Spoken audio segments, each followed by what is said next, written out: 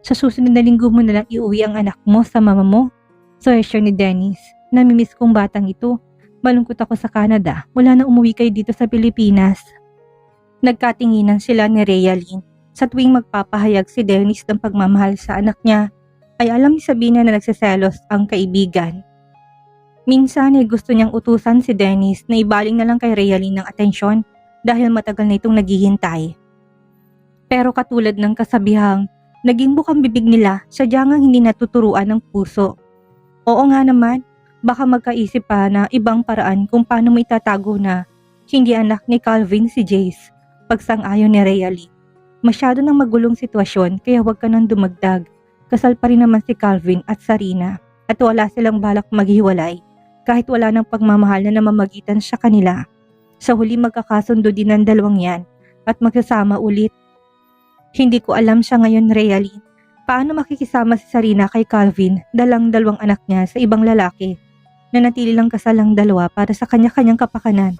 Si Calvin para hindi ito pagtawanan ng mga kasosyo sa negosyo na matapos ang pagkahumali niya kay Sarina, hindi siya nagkaroon ng sarili nilang anak. Si Sarina naman kailangan niya si Calvin para patuloy na mabuhay ng maayos ang mga anak niya kahit hindi na siya masaya. At ikaw, lumingon ng dalawang kaibigan sa kanya. Hindi rin ni Sabina kaagad nasagot ang tanong na yun ni Dennis. Hindi niya gustong sabihin na sa lahat na natuklasan niya ngayon, malaki ang panghihinayang niya dahil hindi siyang minahal ni Calvin. Kung siya sanang pinakasalan, hindi niya na kailangang itago si Jace na siyang totoong Ortega.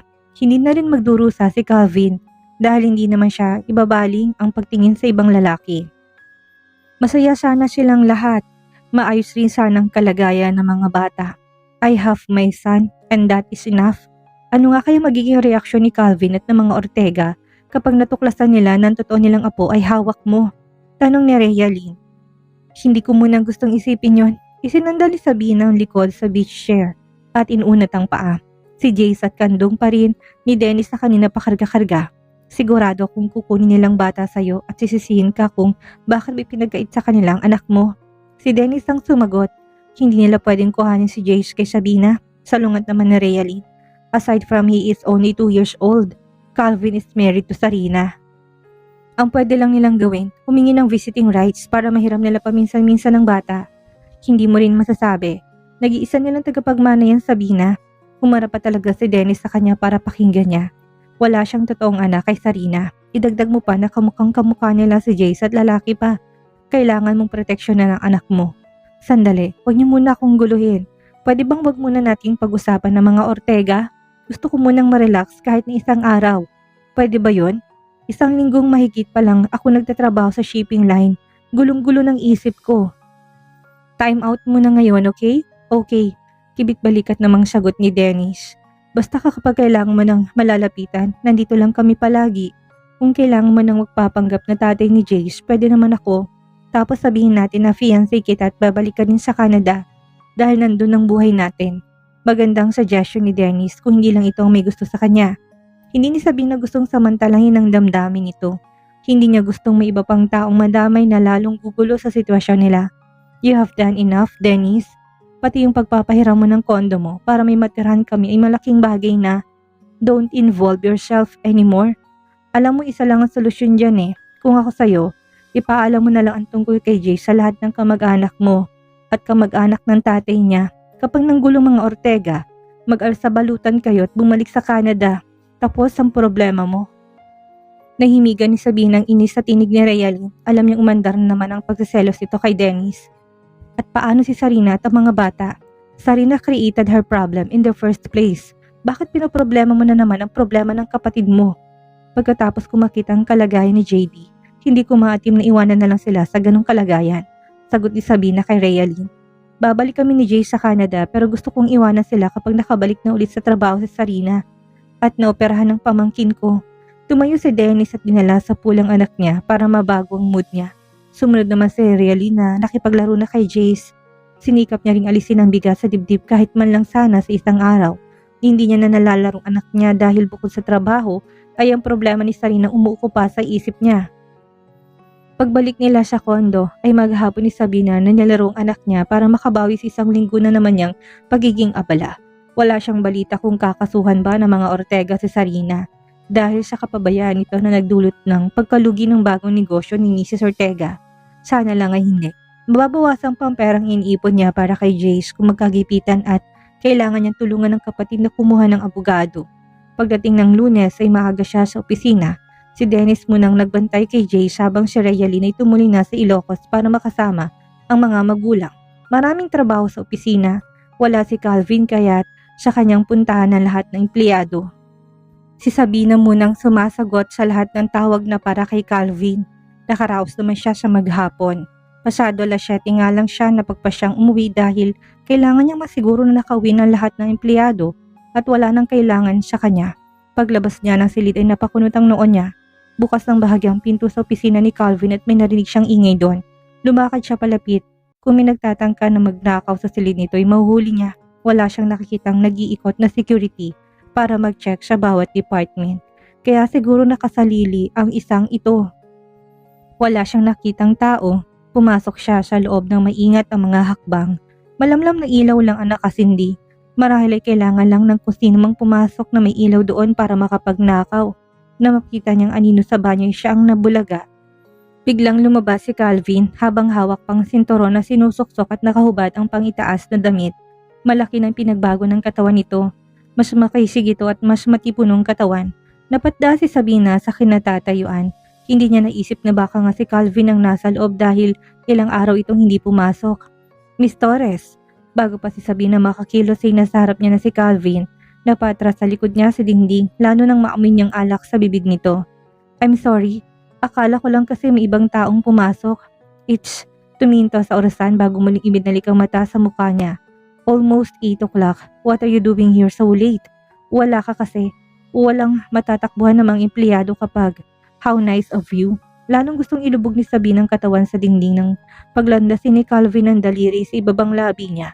Paano ko sabihin kung wala rin ako matatakbuhan? Calvin, mula noon hanggang ngayon, ginagawa mong responsibilidad ni Sarina na dapat ay siyang gumagawa. Kung kinakailangan lang naman. Kumunot ang noon ni Calvin sa sagot niya. Yeah, right. I need that make love that night you gave up your virginity. Bitawan mo nga ako. Tinulak ni Sabina ang dibdib nito, pero dinikit lalo ni Calvin ang katawan. Naramdaman niya ang matigas itong hinaharap na sadyang pinapadama sa pagitan ng hita niya. Hindi sabihin na inasa na mauwi na naman sila sa pag-ungkat sa nakaraan. I need my wife now. Pwede ka ba? Isang sampalang pinadapo ni Sabina sa pisngi ni Calvin. Pero dahil lasing ito'y ginalagap lang nito ang kamay niya at pilit inilapat sa itaas ng ulunan niya.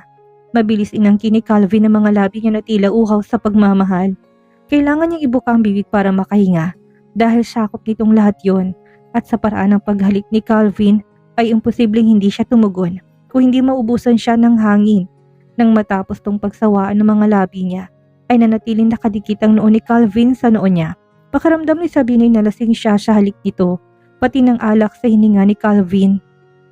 Binitawan nitong mga kamay niyang inipit nito sa ulunan niya. Nang akala ni Sabina na pakakawalan na siya ni Calvin ay dinapo pang isa nitong kamay sa hinaharap niya. Be my wife. Pinisil nitong hinaharap niya kasabay ng marahas na paghinga. Let me go! Sa pagkakataong iyon ay binuhos ni Sabina ng buong lakas para makawala sa pagkakaipit ni Calvin sa kanya sa dingding. Uuwi na ako. Sa guard ka na lang magsabi kung may iba kang kailangan. I need a wife and I need to make love. Si Sarinang kausap mo tungkol dyan. Hindi ba't pwede mo namang gampanan ng papel niya? Gusto ni Sabina na umiyak sa inis. Hindi niya alam kung paano mangangatwiran. Noon lang yon dahil tatanga-tanga siya sa pag-ibig. Umuwi ka na dahil lasing ka na. Alam mo ba kung bakit ako naglasing? Hindi ko alam. Dahil hindi ako masaya, Sabina. I failed my parents for so many reasons. Hindi ni Sabina maihakbang ang mga paa. Palabas na makitang nangilid ang luha ni Calvin sa mata. Akala ng ibang tao, isa akong tagumpay na lalaki. Marahil ay marami ang naiinggit. Hindi nila alam na bigo akong bumuo ng sarili kong pamilya. Hindi nila alam na pinagsisihan ko maging CEO ng kumpanya dahil pabagsak ng Ortega Shipping Line ngayon. Calvin, I failed my parents who had been supportive of me from the very start. Ngayon ay gusto nilang kasuhan ng kakambal mo at hindi ko na mapipigilan pa yun. What? Yes, Sabina, kahit na anong sabihin kung ako ang magbabayad ng lahat ng danyos. Siya nasunog na shipment ay hindi sila pumapayag. I've tried so many times to save my marriage. I've also tried to save this company, pero wala na. Papaos na ang boses nito na gusto niyang bumalik sa harap ni Calvin at yakapin. This was the first time he saw him vulnerable. Nakikiusap ako, Calvin, wag ngayon. Wag mo sukuan si Sarina ngayon. Tumalikod to sa kanya at kinuhang t-shirt na nakasampay sa shower chair nito. Doon ni Sabina napansin ang halos paubos sa laman ng bote ng alak. Marahil ay kanina pa ito umiinom. Hindi lang niya namalayan na pagdating nito sa opisina. Go home now, Sabina. Kahit wag ka nang pumasok bukas dahil pag-uusapan namin ni Papa kung paano isasarang kumpanya. Isasarang kumpanya dahil lang sa isang shipment na nasudog. No, this company had been sinking since Papa submitted his retirement. Nangako ako kay Papa na ako mag-aangat sa kumpanya kapalit ng pagpapakasal namin ni Sharina. I had hopes. I had visions that I would fulfill my father's wish to make this company on top of the market again. Pero wala rin ako naitulong. How long had Sarina been cheating on you? Before we got engaged. Napigil ni Sabina ng hininga. Alam niya yon dahil ilang beses siyang nagpanggap na si Sarina para lang makatakas to at makipagkita kay Ellie. Kailan mo nalaman? When she had her first ultrasound. Napapikit si Sabina sa narinig. Kung gano'n ay hindi nga anak ni Calvin si Patricia.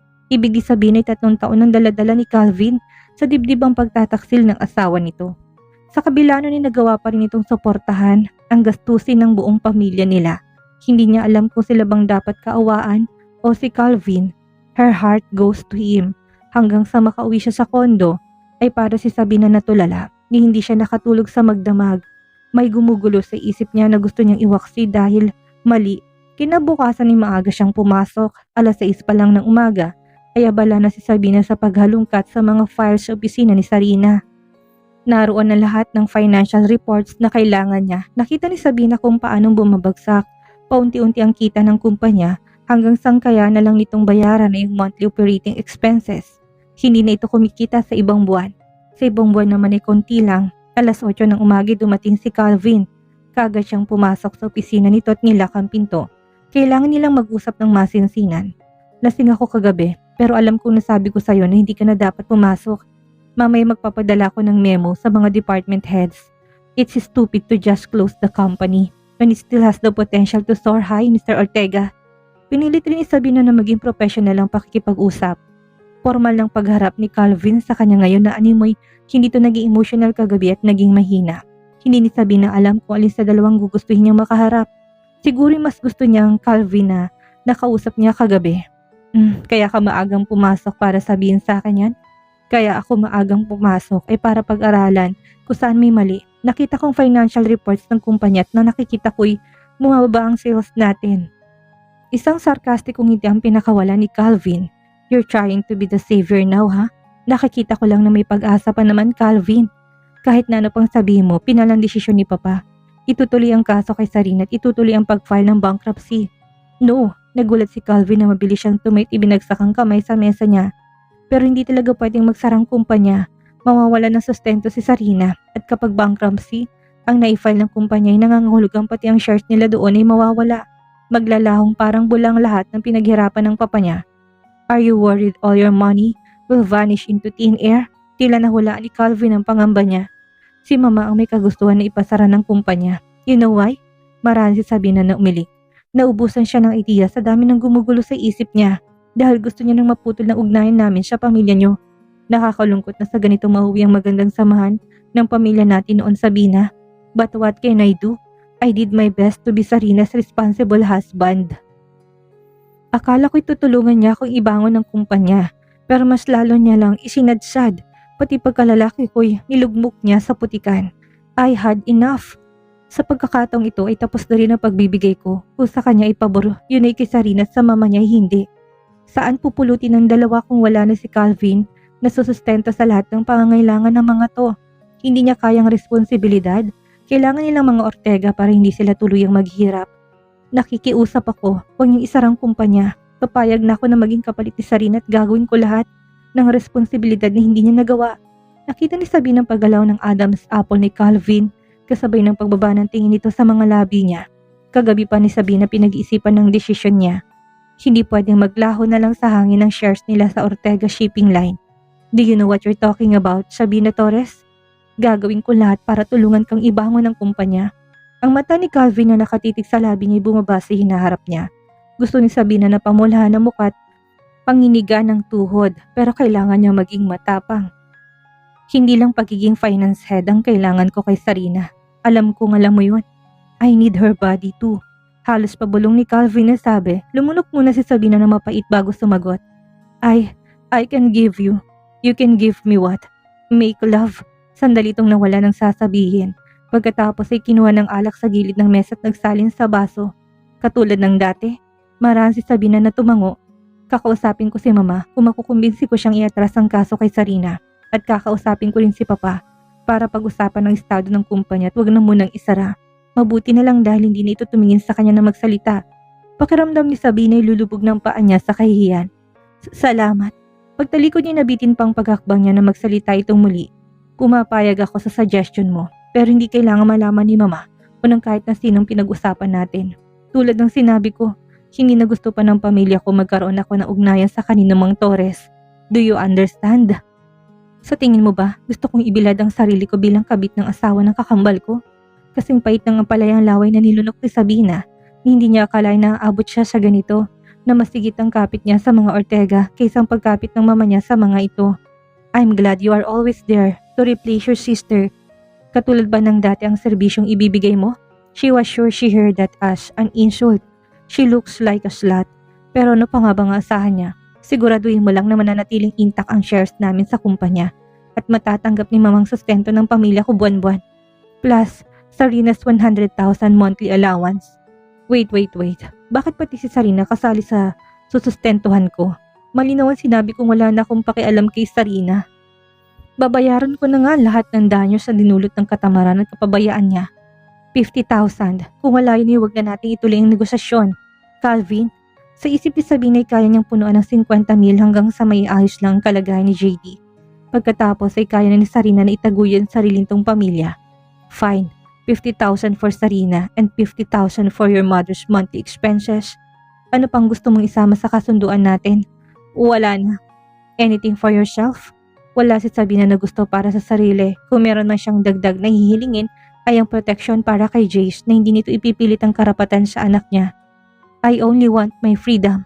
Hindi mo ko pwedeng ibahit, hindi ka pwedeng magdemand ng panahon ko. Oras lang ibibigay ko pero hindi buong magdamag.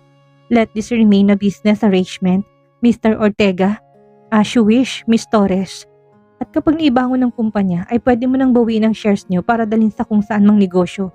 Mapapapayag ko si Mama na manatili ka dito pero hindi ko tiyak kung hanggang kailan.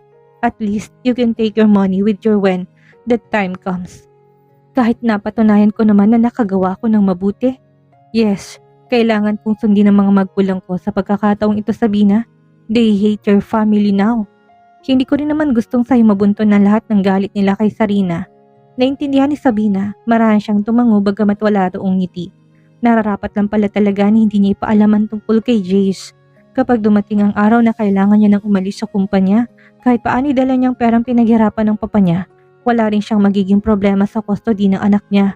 Lumakad na lang si Sabina palabas ng pinto sa kawalan ng sasabihin. Pero may pahabol pa si Calvin bago siya makalayo. Next time, learn to give your sister a chance to suffer the consequences of her mistakes. Salo ka ng salo ng problema niya. Lumingon siya kay Calvin pero naisara na nitong pinto ng opisina. Kanina pa si Sabina na insulto pero tinanggap niyang lahat. At ngayon ay tsak na mas marami pa siyang insultong maririnig mula kay Calvin. At dito na po nagtatapos ang kabanata ng ating kwento at sana'y muli niyo po akong samahan sa mga susunod pang kabanata. Maraming salamat po at keep safe everyone.